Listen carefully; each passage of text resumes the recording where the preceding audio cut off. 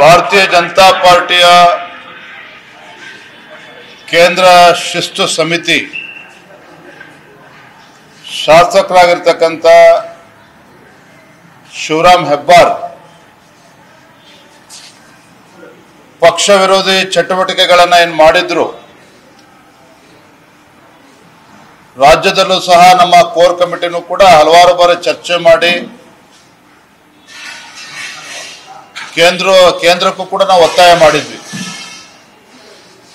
ಒಂದು ನಿರ್ಧಾರವನ್ನು ತೆಗೆದುಕೊಳ್ಬೇಕು, ಶಿಸ್ತು ಕ್ರಮವನ್ನು ಕೈಗೊಳ್ಳಬೇಕು ಅಂತೇಳಿ ನಮ್ಮ ಅಭಿಪ್ರಾಯಗಳನ್ನು ತಿಳಿಸಿದಂಥ ಸಂದರ್ಭದಲ್ಲಿ ಬಿಜೆಪಿಯ ಕೇಂದ್ರದ ಶಿಸ್ತು ಸಮಿತಿ ಶಿವರಾಮ್ ಹೆಬ್ಬಾರ್ ಶಾಸಕರನ್ನ 6 ವರ್ಷಗಳ ಕಾಲ ಅಮಾನತರ ಮಾಡಿರ್ತಕ್ಕಂಥದ್ದು. ನಮಗೆ ಬಂದಿರತಕ್ಕಂಥ ಮಾಹಿತಿಯ ಪ್ರಕಾರ ಇದೇ ನಿರ್ಧಾರವು ಕೂಡ ಎಸ್.ಟಿ. ಸೋಮಶೇಖರ್ ಅವರ ವಿಚಾರದಲ್ಲೂ ಕೂಡ ಈಗಾಗಲೇ ತೀರ್ಮಾನ ತೆಗೆದುಕೊಂಡಿದ್ದಾರೆ. ಆ ಪತ್ರ ಇನ್ನೂ ಕೂಡ ಬಂದಿಲ್ಲ.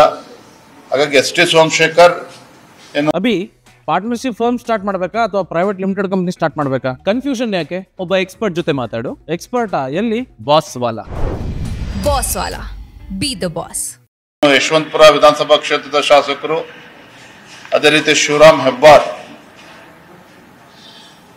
ಇಬ್ಬರು ಬಿಜೆಪಿ ಶಾಸಕರು ಪಕ್ಷ ವಿರೋಧಿ ಚಟುವಟಿಕೆಗಳ ಹಿನ್ನೆಲೆಯಲ್ಲಿ ಅವರ ವಿರುದ್ಧ ಈ ಒಂದು ಶಿಸ್ತು ಕ್ರಮವನ್ನು ಕೈಗೊಂಡಿದ್ದಾರೆ.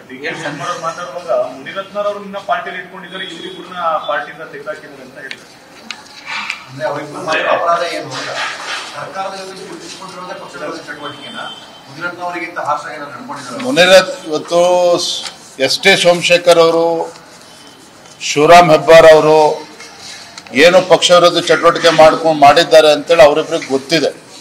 ಅದೇ ರೀತಿ ನಮ್ಮ ಕೇಂದ್ರದ ನಾಯಕತ್ವ ಕೂಡ ಗೊತ್ತಿದೆ. ಇದ್ರ ಬಗ್ಗೆ ಡಿ.ಕೆ. ಶಿವಕುಮಾರ್ ಅವರು ಎಷ್ಟೊಂದು ನೋವು ಅಥವಾ ಬೇಸರ ಪಡ್ಕೊಳ್ತಕ್ಕಂಥ ಅವಶ್ಯಕತೆ ಇಲ್ಲ. ನಮ್ಮ ಪಕ್ಷ, ನಮ್ಮ ತೀರ್ಮಾನ.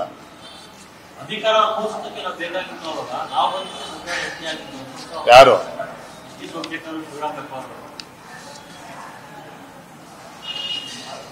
ಭಾರತೀಯ ಜನತಾ ಪಾರ್ಟಿ ಬಂದ್ಮೇಲೆ ಅವ್ರಿಗೂ ಕೂಡ ಒಳ್ಳೆ ಅವಕಾಶಗಳು ಸಿಕ್ಕಿತ್ತು ಸರ್ಕಾರ ಬಂದ ನಂತರದಲ್ಲಿ. ಆದ್ರೆ ಸರ್ಕಾರ ಎಲ್ಲ ವಿರೋಧ ಪಕ್ಷದಲ್ಲಿ ಕೂರ್ಬೇಕು ಅಂದಾಗ ಸ್ವಲ್ಪ ಅವರಿಗೆ ಸಮಸ್ಯೆ ಆಯ್ತು ಕಾಣುತ್ತೆ. ಹಾಗಾಗಿ ಏನು ಪಕ್ಷ ವಿರೋಧಿ ಪಕ್ಷದ ವಿರುದ್ಧ ಏನು ಪದೇ ಪದೇ ಪಕ್ಷ ವಿರೋಧಿ ಚಟುವಟಿಕೆಗಳನ್ನೇನು ಮಾಡ್ತಾ ಇದ್ರು, ಪಕ್ಷಕ್ಕೆ ಮುಜುಗರ ಆಗೋ ರೀತಿಯಲ್ಲಿ ಯಾವ ರೀತಿ ನಡ್ಕೊಳ್ತಾ ಇದ್ರು, ಎಲ್ಲದರ ಹಿನ್ನೆಲೆಯಲ್ಲಿ ನಮ್ಮ ಪಕ್ಷದ ವರಿಷ್ಠರು ಈ ತೀರ್ಮಾನವನ್ನು ಕೈಗೊಂಡಿದ್ದಾರೆ. ನಾವು ಇದನ್ನು ಸ್ವಾಗತ ಮಾಡ್ತೀವಿ.